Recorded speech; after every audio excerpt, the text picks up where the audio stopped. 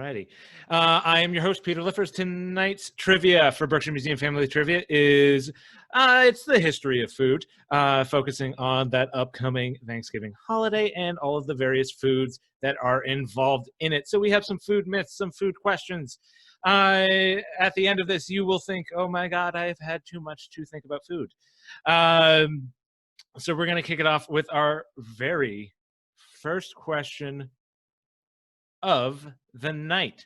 Now, the first Thanksgiving, air quotes around that, happened in Plymouth Colony. It was the first harvest. It was essentially just a harvest feast. The Pilgrims had a successful harvest, very much so benefited by the aid that the local Wampanoag had given them in teaching them how to plant the local grain, as also where to plant, and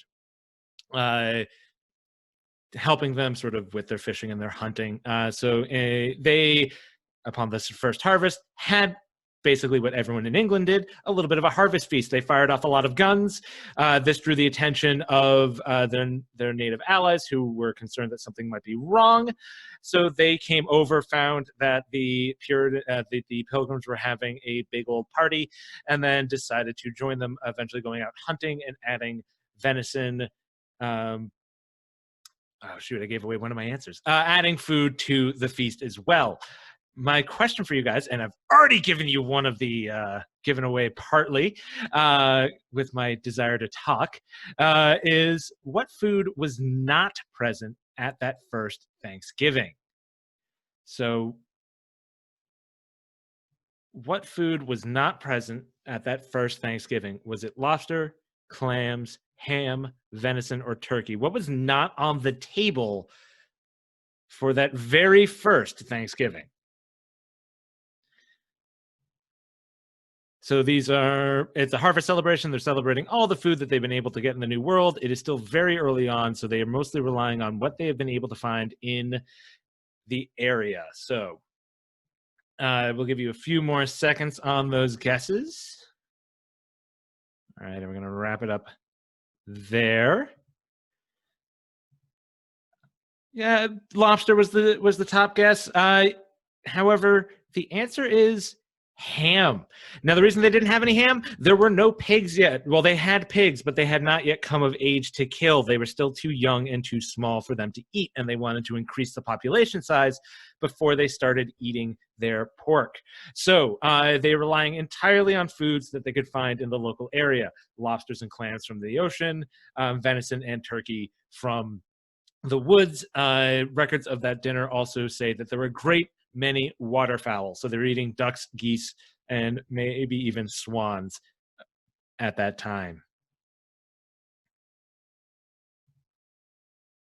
Alrighty.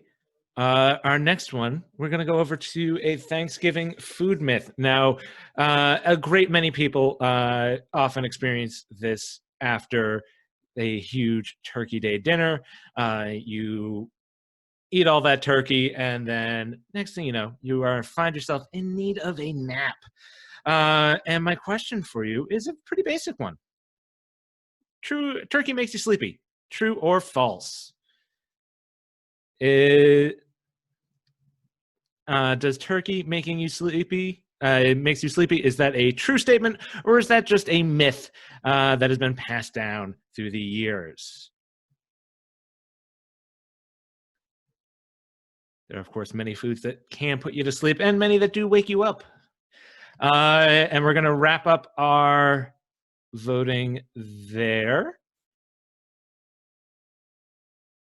And you guys said true, but it's actually false. Now, it's true that turkey does contain tryptophan, which in high quantities can make you sleepy. However, the quantities you would need in order for it to actually impact you and make you tired would essentially tear your stomach open with the amount of turkey you would need to eat in order to ingest enough tryptophan for it to actually begin to affect you. So unless you were eating nothing but turkey and were fine with rupturing your stomach, you could not consume enough turkey to actually make you sleepy. What it actually is your body is essentially, you're full of meat and bread and potatoes and all these other side dishes. And then if you're adding, especially if you're adding any alcohol on top of that, your body is essentially just kind of overwhelmed and is just kind of focusing on digesting. So you're just a little bit wiped out because your body's like, I have a big thing to focus on right now, and I'm tired. So essentially, just eating a giant meal makes you tired, kind of regardless of what you eat. And to consume enough tryptophan from turkey would probably kill you first. All right, our next question. Now, this oft maligned member of the traditional Thanksgiving Day table is a surprisingly recent addition. The recipe does not date back that far, despite the fact that it's gained sort of traditional presence at a Turkey Day table, and that is, of course, green bean casserole. Now, my question for everyone is, when was green bean casserole invented? Was green bean casserole invented in 1903, 1919, 1944, or 1955? So what was the first year that green bean casserole was presented as a dish? And we're going to wrap up our voting in just a couple seconds. All righty. 1944 is quite close. However, it's 1955. It is a result of the Campbell Soup Company teaming up with their subsidiary of the French's company, trying to figure out a recipe that they could sell Americans on to increase the sales of French's fried onions and cream of mushroom soup. It is essentially a marketing ploy that gained a life of its own and became an American staple. It is far from the only marketing ploy. A similar tactic was used in the early 1900s in order to increase the sale of marshmallows. And there was a recipe was created that said that, and this was aimed in the American South, where this dish was at the time more common. Your sweet potatoes need marshmallows on top. That is the perfect way to do sweet potatoes. It then led to marshmallows on top of sweet potatoes becoming the standard recipe and increasing the sale of marshmallows. So green bean casserole joins marshmallows on sweet potatoes as another piece of Thanksgiving that began its life as a marketing pitch. And speaking of sweet potatoes, we're going to talk about just potatoes in general. They have many different appearances at the Thanksgiving table. You have your classic mashed potatoes. You might have some casserole dishes with tater tots in it. You might have some potatoes au gratin. These starchy vegetables took over the world. You can find them used in pretty much every culture, everywhere. However, Europeans adopted them in the mid to late 1700s because the plant itself is poisonous and related to the nightshades, although the root, the potato, is perfectly safe to eat. My question is, where do potatoes originate from? So what continent was the original home of the potato, and where did it spread out from? Is it South America, North America, Asia, or Africa? What was the continent that one could originally find potatoes on?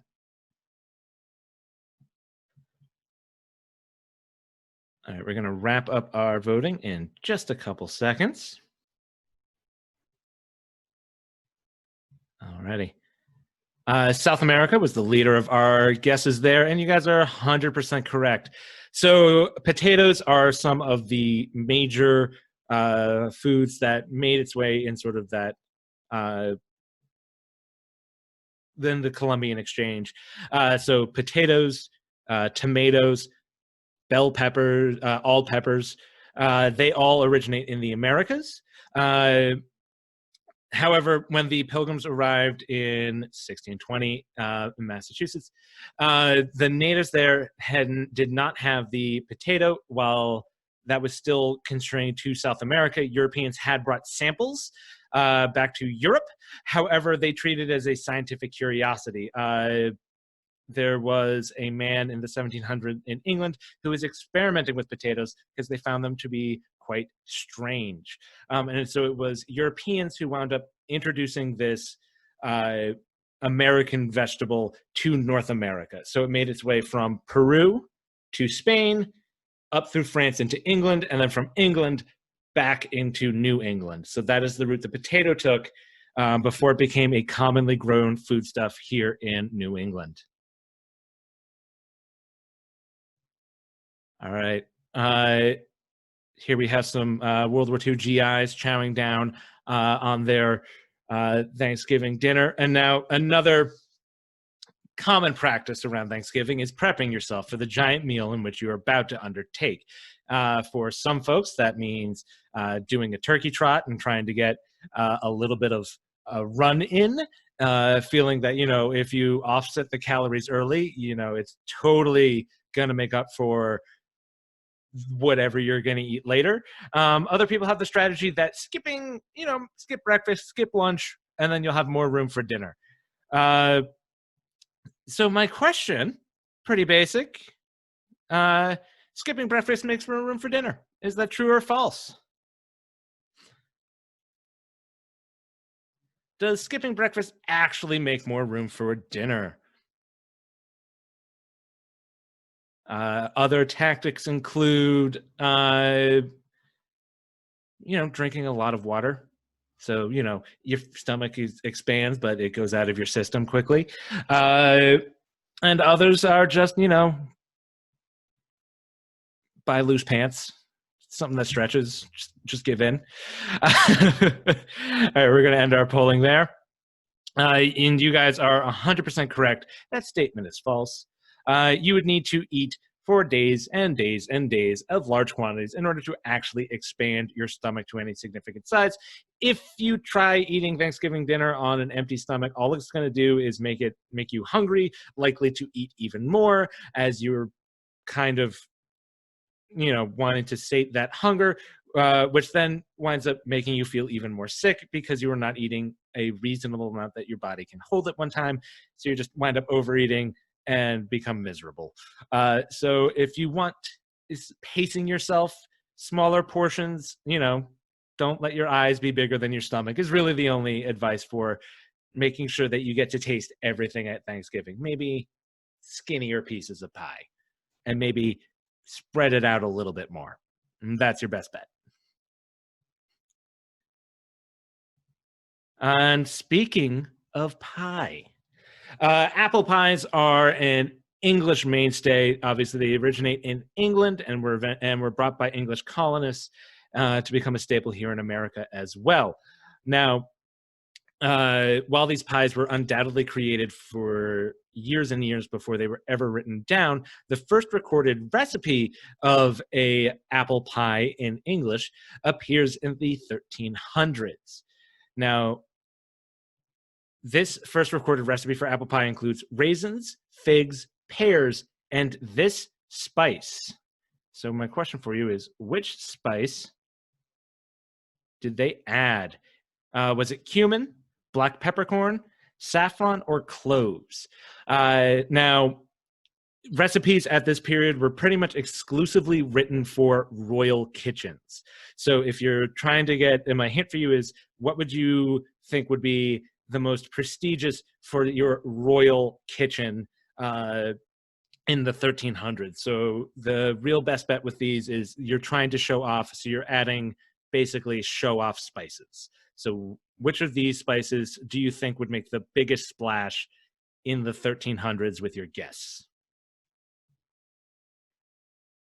All right, we're going to wrap up our voting there. Cloves won out on the guesses, but it is saffron. Just as expensive today as it was back then. Saffron is the filaments from a particular type of flower. It has a deep red color and is known to color things while also providing flavor. Saffron was a very exotic, rare spice in England, so obviously the king would want to put that in as much stuff as possible to make everyone know that they are quite rich and wealthy. And if you're wondering how to make that recipe, this is the recipe in its entirety. If you are unable to read early modern English, do not worry. I will translate for you. This is for to make tarts in apples. Take good apples and good spices and figs and raisins and pears, and when they are well braid colored with saffron, uh, put it in a coffin. And coffin is just the old term for crust. They wouldn't eat it. You would just eat the inside, and then you would give the crust to the poor. Uh, uh, and once you have it in a coffin, do it forth and bake well. So the instructions are: take good apples and spices along with figs, raisins, and pears. Make sure they're well seasoned with saffron, put it in a crust, and bake it and do a good job. And that is all of this recipe says. Recipes back then, not terribly helpful because they are giving instructions to people they assume already know how to do everything. And this is just sort of like, well, here's one way to do it that maybe you didn't learn at home. So these recipes are almost always very, very vague on their details. But I think it's good instructions, how to make a good apple pie. Take good apples and spices and then just bake it well. That's all the recipe needs to be. Up next, we have, this one is a multiple choice question. Now, throughout the United States, there are different side dishes one might find on a Thanksgiving table. Not common up here, but common in the rest of the country. In other parts of the country, you might find some macaroni and cheese. Now, there are two regions of the country which are said to be sort of the mac and cheese side dish lands. And my question are, mac and cheese is a common Thanksgiving side dish in which U.S. regions? So which regions of the U.S. is mac and cheese a common Thanksgiving side dish? You are allowed to answer multiple times on this question, so answer every area you think is correct. You get 1 point for each correct answer. And if you answer wrong, you subtract that point. I knew as I said that people would cheat and say everything. There are two regions which are said to be sort of the mac and cheese heartland. All right, we're going to wrap up our voting. Midwest did have the 2 votes. We had, a broad shot of guessing everything. So the 2 regions which sort of claim mac and cheese as a defining Thanksgiving side dish, at least according to the 3 different magazines I read this afternoon, are the Midwest and the South. So those are, mac and cheese is considered a common side dish throughout the Midwest and South, whereas in the other regions, it's sort of a niche. So it is more likely individual families, but less likely if you polled everyone. So the Midwest and the South are considered the 2 regions where mac and cheese is considered a common Thanksgiving dish. All right, while you were getting ready for Thanksgiving, you were doing so much prep work. And my question, we're just going to jump right into it. What food do you spatchcock? Spatchcocking sees a spike in Google searches around the time of Thanksgiving. So my question for you guys is, what food gets spatchcocked? Is it yams? Is it stuffing? Is it turkey? Or is it pecans? Every Thanksgiving, Google sees a spike in search for spatchcocking. So my question for you is, what food do you have to spatchcock?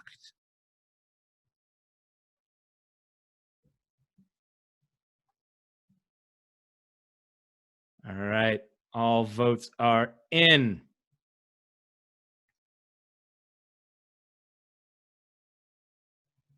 All right, stuffing pulled out the lead there. However, you will find that it is the turkey. What spatchcocking is a way to split the turkey and sort of butterfly the entire bird so it lies flat on a pan so that it receives a far more even roast. And it's also a way to, you cut it, you splay it, you move the legs out. So the meat cooks more evenly, it stays more moist, and you're able to sort of season all sides more appropriately. So spatchcocking is a way to prepare your turkey for the oven. As opposed to presenting a whole bird, you're sort of flattening the bird out to allow for a more even cook upon a sort of shallow pan. So it is a very, very different way than sort of the whole bird roast.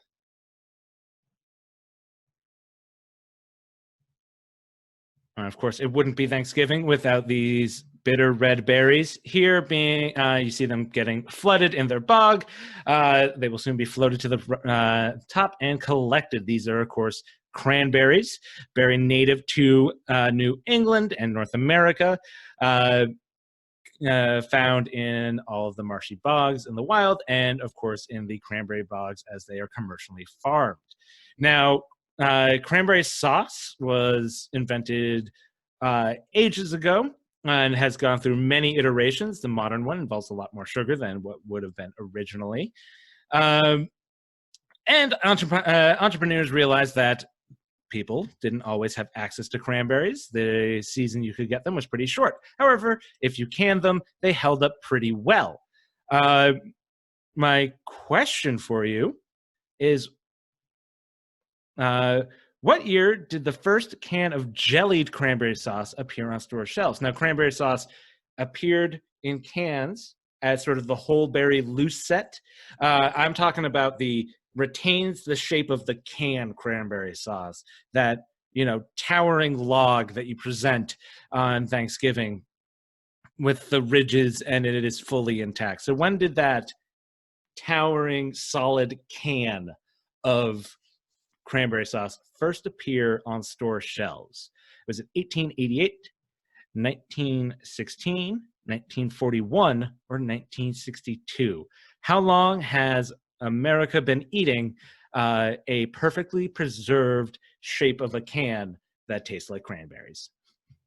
Which, if speaking personally, is my favorite thing about Thanksgiving. I always put it on the fanciest plate I can find and present it that way. Because the lines on the side help you pick your portion. Alrighty, we're going to wrap up our voting there. A little bit split. 1916 and 1962 coming out in the lead in the votes. However, you guys just fell on either side of it. 1941 was the first time that jellied cranberry sauce was released. Before that, you could buy packed loose cranberry sauce, so the whole berry cranberry sauce. That was available in the early 1920s. And so a couple decades later, Ocean Spray created a new recipe. And this is in part due to the proliferation of gelatin. Gelatin became easier to get a hold of. They were able to make this solid jellied monstrosity. Sort of beginning of the Jell-O craze that then you see sweep through the 50s and 60s, when anything and everything is encased in Jell-O, and some of those recipes are terrifying. And by some of those recipes, I mean all of those recipes are terrifying. I have a cookbook that has a lime Jell-O salad, and it has like lime Jell-O and Brussels sprouts in it, and it's insane. And I do want to make it one day just to figure out why. All right. We are on to our final question. Now, this question has to do with my probably least favorite pie related to the holidays. This is the mincemeat pie. Historically, a pie that actually did include meat, as well as dried fruits and heavy spices. The reason that they made this pie was the dried fruit, the spices, and the dried meat all work really well together to create a food that would last a very long time in the winter.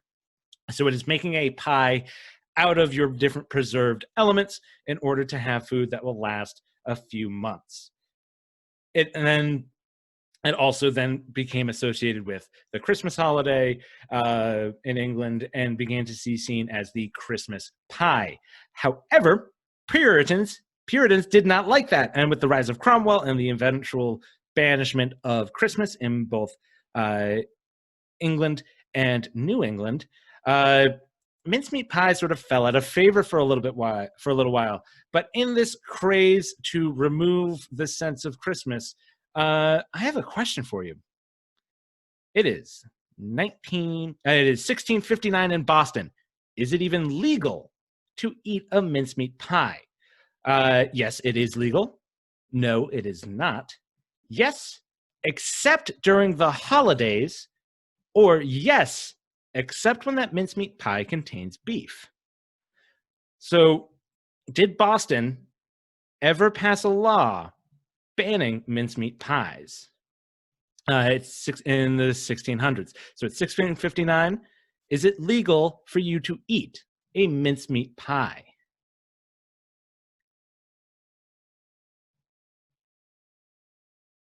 All right, we're going to end our polling there. We were split between no and yes with an asterisk. The answer is in 1659 until I believe the year 1663, but I would need to double check the second date. The city of Boston passed an ordinance which said that anyone caught eating a mincemeat pie at Christmas time or during the holiday season would be fined because of that pie's relationship to the celebration of Christmas. So, because it was seen as a pie that was associated with the celebration of the holiday, if you were seen eating it around either near Christmas or in the 12 days following Christmas, you were assumed to be celebrating Christmas and you would be fined for it. If it was end of November or middle of January and you were having yourself a mincemeat pie, no one would look twice at you. You were simply having a seasonal dessert. However, if you had it in a set sort of window where it was too close to a holiday that was not liked, then you would be fined for it. So the answer is yes, except during the holidays when you could be heavily fined for eating a mincemeat pie because it was too associated with holidays. The Puritans did not enjoy celebrating any holiday whatsoever. Part of their beliefs was that you should follow the literal Bible, and if the holiday is not mentioned in the Bible, then you don't celebrate that holiday. An exception to this was Thanksgiving, which was just a giving of thanks. It was not a particularly religious day. It was the community coming together, thanking God for their bounty, and it sort of snuck under the rules, and New England celebrated Thanksgivings because everything else was banned. All right, you guys, that was the end of my trivia. Thank you so much for taking part. I hope you have a great night, and I will see you again. All right, have a great night.